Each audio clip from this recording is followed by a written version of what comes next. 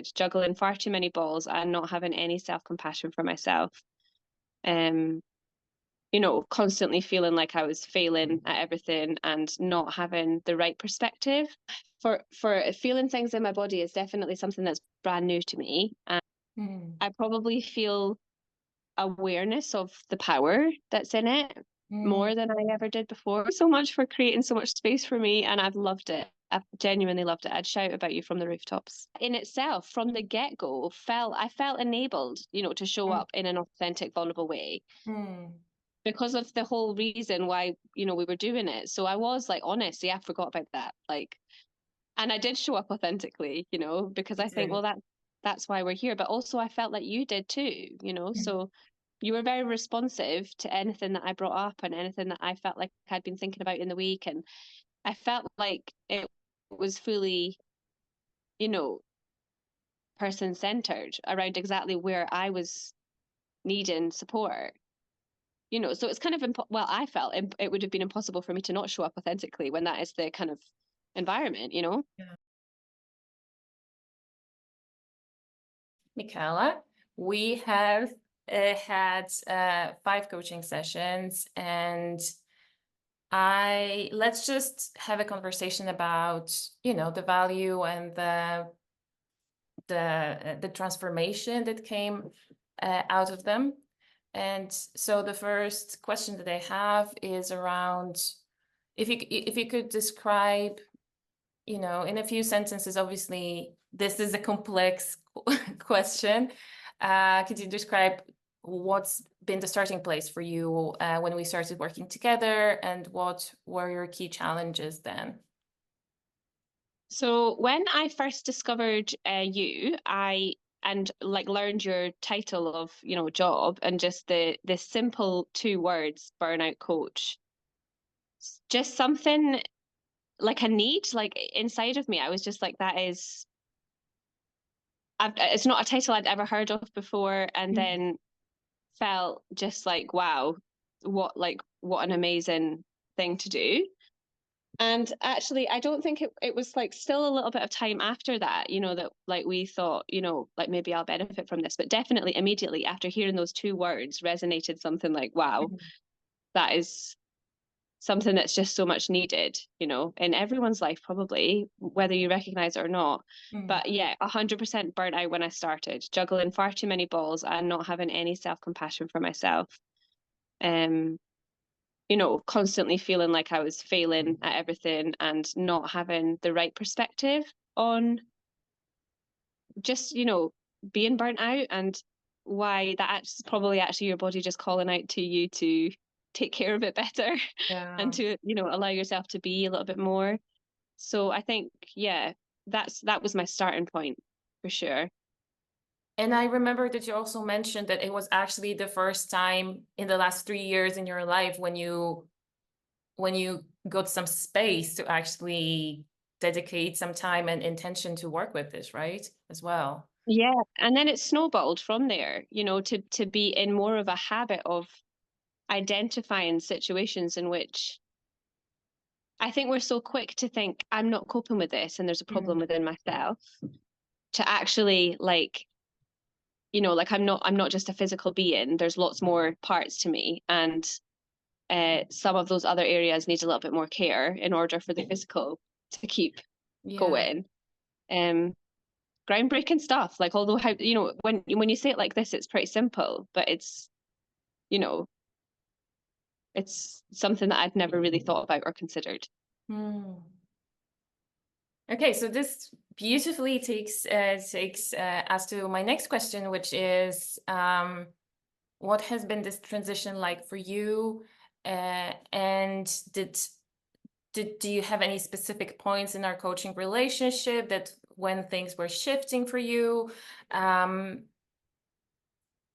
Any key milestones? How did this process feel for you? So I think alongside all of the like information and like the practices and just the encouragement to just show up for myself for an hour a week, alongside all of that, because all of that in itself was amazing, was just I don't know, how to say it without sounding too kind of spiritual, but it was more just your tuned inness and natural empathy towards, you know, situations where I wasn't able to make the session that was planned, or in true burnout fashion, forgot about the session that was planned. And it was almost like your acceptance and understanding and grace towards those things actually helped me learn the practicalness of being a little bit more self-compassionate, because each of those times that I did that, and there was a few, you know, I was immediately just like beating myself up about it. You know, obviously nobody likes to waste anybody's time. Um, and that's like quite a big thing for me. So having you be like, listen, it's okay, and life happens and things come up, like when can we reschedule? And then yeah, I don't know. I think it was like working together, you know, the practical learning, but also just the nature of you. Mm. Um, and those were big milestones because it almost kind of went hand in hand with what I was actually trying to work on within myself, you know, and just being like, also just kind of recognizing that situations that I put myself in might not actually be 100% healthy, and relationships that don't allow grace like that might not also be that healthy. Do you know, it's kind of crossed over lots of different areas of my life in terms of like maybe considering some boundaries and like actually cheering myself on rather than looking for kind of external validation all the time and for people to be grateful for how busy I am for them. Do you know? Yeah. So yeah, multifaceted really. It's all kind of super connected. It's hard to actually say specific milestones because it's all kind of Yeah. felt like one big giant session. Do you know what I mean? Mm. And each kind of session has kind of led on from the last one and kind of cemented it a bit more. Mm-hmm. Thank you for sharing this. Um, and my last question really is, what are you taking away with you as a sort of a treasure chest from this time together? Is there something that, and you've already showed me a bit, one part of it, but what is it that that you want to, because obviously when you're in the process, it's easier to keep the motivation and keep your intention, because we keep talking and working on the stuff that comes up, but then when that stops, that becomes a bit more challenging. What is do you have any intention of keeping some of the stuff that we've discussed, or you know, practice together? Are there any things that are staying with you? And obviously Yeah. the self-acceptance and self-compassion, for sure it's going to be there, but as you already shared, you know, it's those small practical ways in which you reinforce them in your everyday life that actually make a difference. Yeah, like so the biggest one is going to be quite female specific, you know, but it's probably like the when we touched on and you suggested like that book about In the Flow to me, and touching on feminine energy and why we're actually so great. You know, that was like a really big thing for me, because I think how, like, to simplify it in the biggest way possible, is just like how women are expected to show up in society the same every single day, totally irrelevant of their cycles and what's happening within their bodies at different weeks of the month. So for me, that's probably the biggest and most like thing that like I feel focused on going forward, which ties into all of the other stuff really well as well, you know, like self-compassion and you know, planning your time so that you can work with your cycle instead of against it and all of that sort of stuff. And then the other one, like just some of the somatic practices, just, you know, breath work and almost checking out to check in as often as you can. And that doesn't need to be, you know, for half an hour of meditation or 2 hours. It can just be 2 or 3 minutes. And that little tiny window of time, even if it's 10 seconds, can change the rest of your day dramatically. So anything is better than nothing. Do you know what I mean? It's almost like having that allowance, like instead of naturally thinking, I'm not doing enough, it's more of a thinking of that was really helpful and great what you just made time for there. Do you know what I mean? So you're kind of like redoing your thought processes. And yeah, I fully intend to take that forward and just celebrate all of my wins, however Yay. small, instead of like, um, always looking at things negatively and like I should be doing more or yeah. So I mean, cemented, all of it will be taken forward, I think. Okay. Can you also mention the board that you've just shared with me?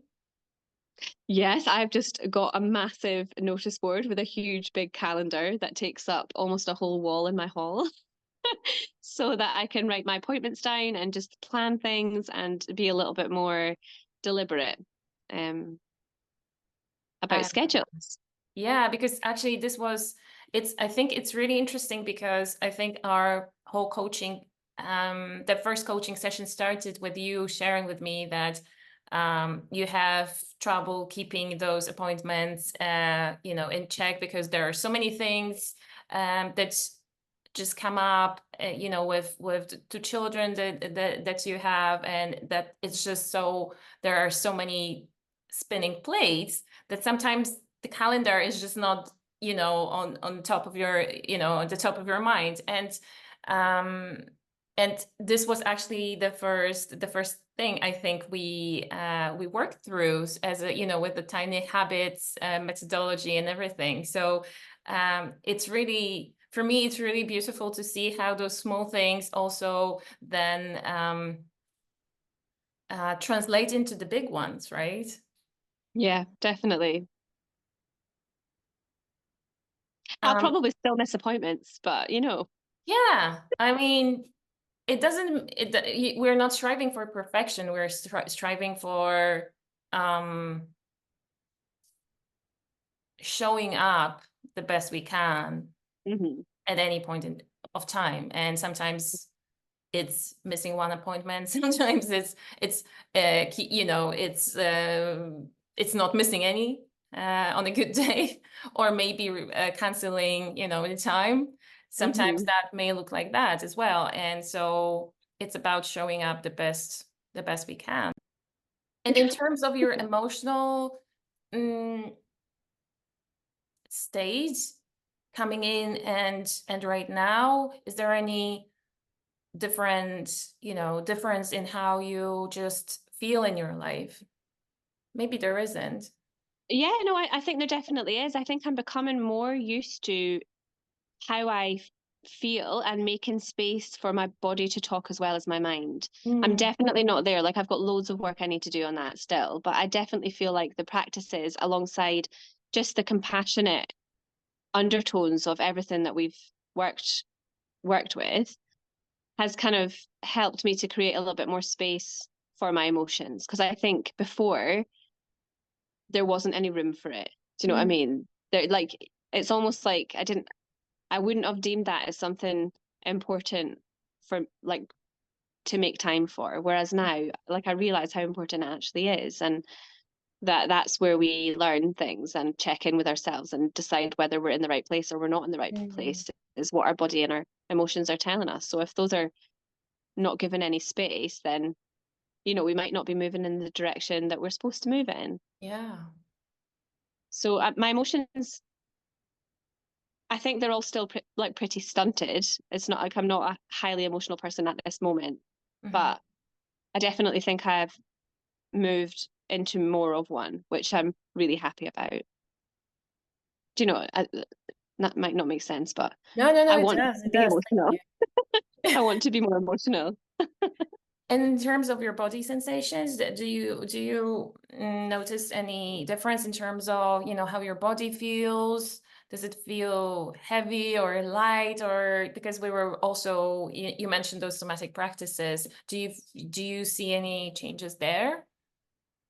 I think the biggest change has been allowing myself to feel a little bit silly in some of the practices that we've done. Mm, So yeah, I feel for feeling things in my body is definitely something that's brand new to me, and I don't I think, do I feel, I probably do feel lighter.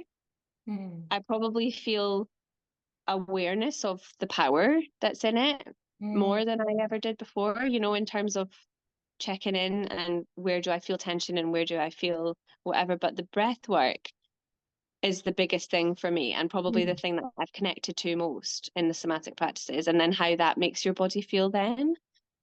So yeah, I'm excited about doing more of it for sure. Thank you. That's all I had for today. Thank you so much for sharing this with me. You're welcome. Thank you so much for creating so much space for me, and I've loved it. I've genuinely loved it. I'd shout about you from the rooftops. Oh. I loved it too, and I loved the how you showed up every time. It didn't matter if you were if you were on your own or had some company. But I could feel your dedication to yourself and taking any opportunity that you had and making arrangements like today to make space for this. And I think from my perspective, that might be the biggest win for you in life, because you are worthy of this, of the space, of the time, and it's beautiful to see how you embrace that. But I also think that went hand in hand with your approach and just how you are generally, though, because you allowed. It's like if you're the person holding the session and holding the space and guiding it, your acceptance of, if someone is going to come to you for burnout coaching, they're probably not going to be in the At their best. best. Yeah. So I thought, that in itself from the get-go I felt enabled, to show up in an authentic, vulnerable way because of the whole reason why, we were doing it. So I was like, honest, yeah, I forgot about that. Like, and I did show up authentically, because I think, well, that's why we're here. But also I felt like you did too, so you were very responsive to anything that I brought up and anything that I felt like I'd been thinking about in the week. And I felt like it was fully, person centered around exactly where I was needing support. So it's kind of I felt it would have been impossible for me to not show up authentically when that is the kind of environment. Yeah. That's wonderful. That's great to hear.